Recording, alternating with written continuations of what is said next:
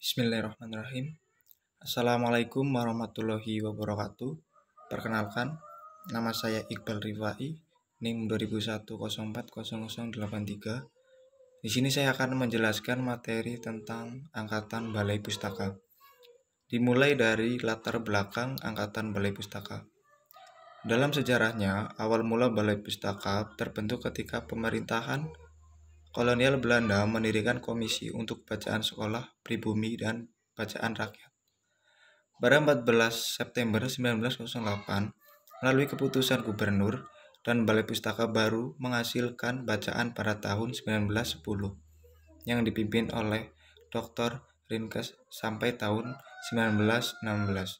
Dengan tugasnya adalah memajukan moral dan budaya serta meningkatkan apresiasi sastra. Kemudian pada tahun 1917, pemerintahan kolonial Belanda mendirikan kantor Voor de Volkslectuur atau kantor bacaan rakyat, yaitu Balai Pustaka. Tujuan didirikannya Balai Pustaka ialah untuk mengembangkan bahasa-bahasa seperti bahasa Jawa, Sunda, Melayu Tinggi, dan bahasa Madura, serta mencegah pengaruh buruk dari bacaan yang banyak menyoroti kehidupan pernyaian atau cabul dan dianggap memiliki misi politis atau liar yang dihasilkan oleh sastra Melayu rendah. Tujuan inti didirikannya Komisi Bacaan Rakyat adalah meredam dan mengalihkan gejolak perjuangan bangsa Indonesia lewat media tulisan dan tidak bertentangan dengan kepentingan Belanda. Tujuan lainnya adalah untuk menerjemahkan atau menyadur hasil sastra Eropa. Hal ini bertujuan agar rakyat Indonesia buta terhadap informasi yang berkembang di negaranya sendiri. Karakteristik karya sastra pada Angkatan Balai Pustaka. Balai Pustaka membahas tentang istiadat dan percintaan pada tingkat unsur intrinsik. Gaya bahasa yang digunakan karya-karya Balai Pustaka menggunakan perumpamaan klise, menggunakan banyak pepatah-pepatah dalam bahasanya, serta gaya percakapan sehari-hari. Alur yang dipakai adalah alur datar atau alur lurus, dan akhir cerita tertutup. Tokoh-tokohnya selalu orang-orang yang kedaerahan atau bersifat daerah, baik dalam bahasa maupun dalam masalah dengan teknik penokohan yang datar. Penyajian tokoh hanya dalam permukaannya saja, tidak ada atau menggunakan masalah kejiwaan, tetapi masalah seperti fisik yang dimunculkan dalam karya-karya Balai Pustaka.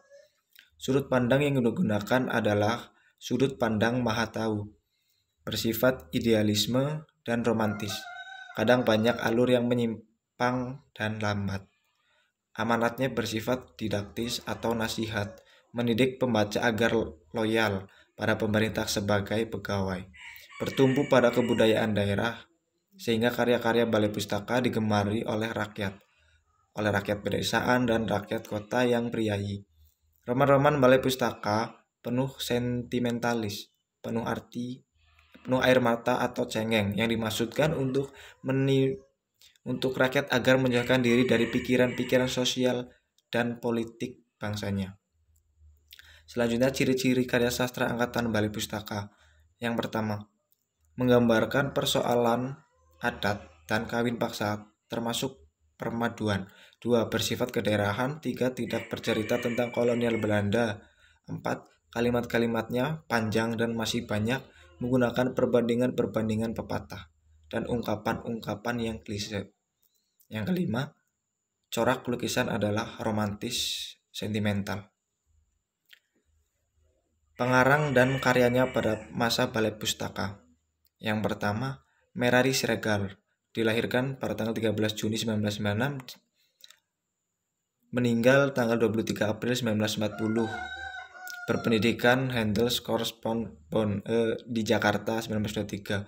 Pernah bekerja sebagai guru di Medan, Rumah Sakit Umum Jakarta, dan Opinum dan di Kaliangat. Novelnya Azab dan Sengsara lazim dianggap sebagai awal kesusastraan Indonesia. Yang kedua, Marah Rusli, dilahirkan 7 Agustus 1889 di Padang, meninggal 17 Januari 1968 di Bandung.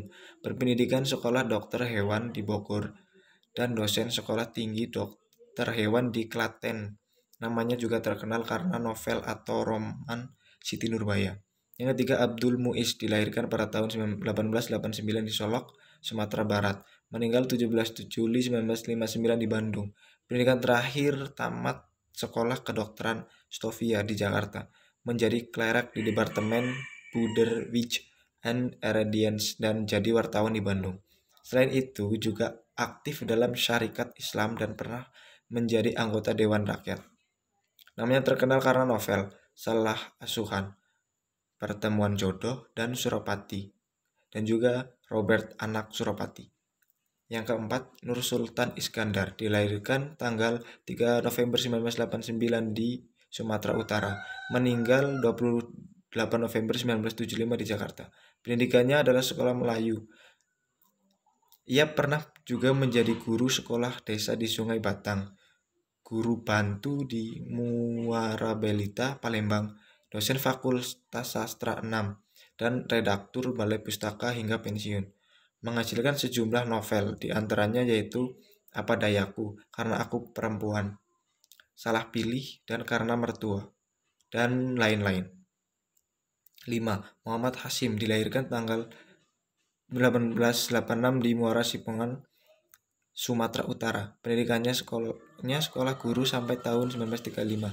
Ia bekerja sebagai guru sekolah dasar. Cerpennya Duduk Lazim disebut sebagai awal tradisi kumpulan cerpen sastra Indonesia.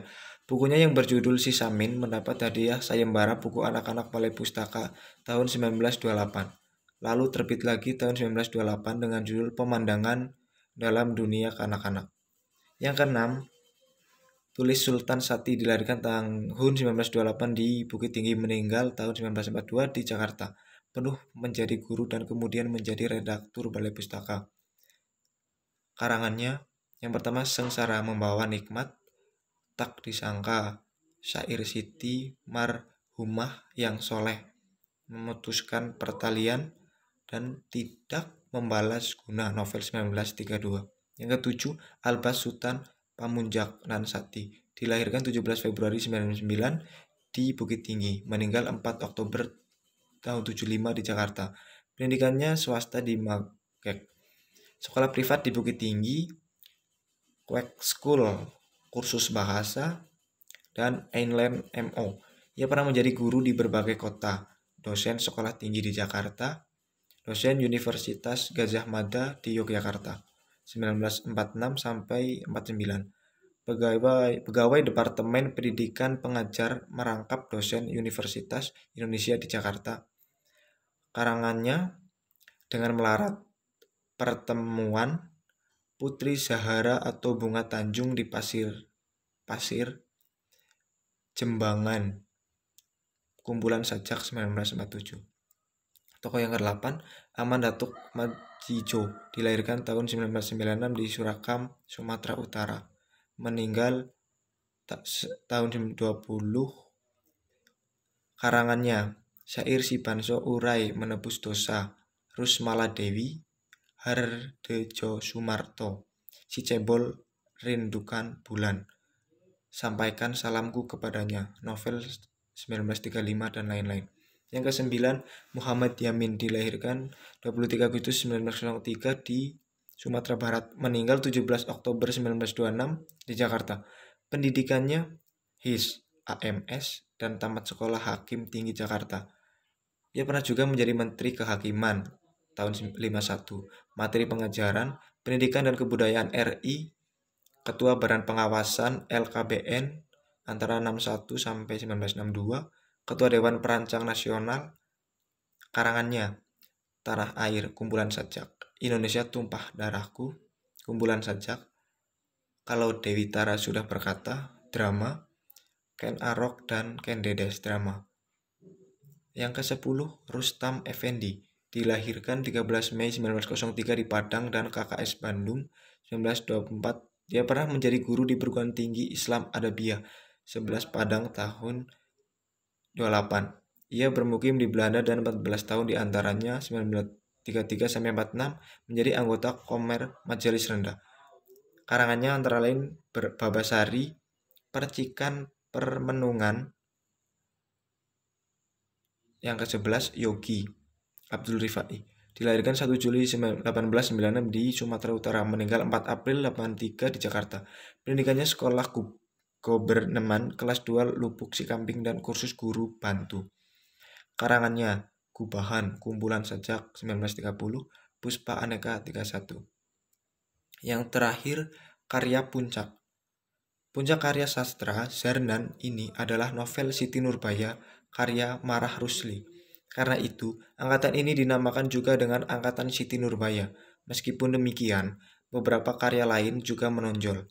Misalnya, Salah Asuhan karya Abdul Muiz, serta Azab dan Sengsara karya Merari Siregar. Sekian penjelasan dari saya, kurang lebihnya saya mohon maaf. Assalamualaikum warahmatullahi wabarakatuh.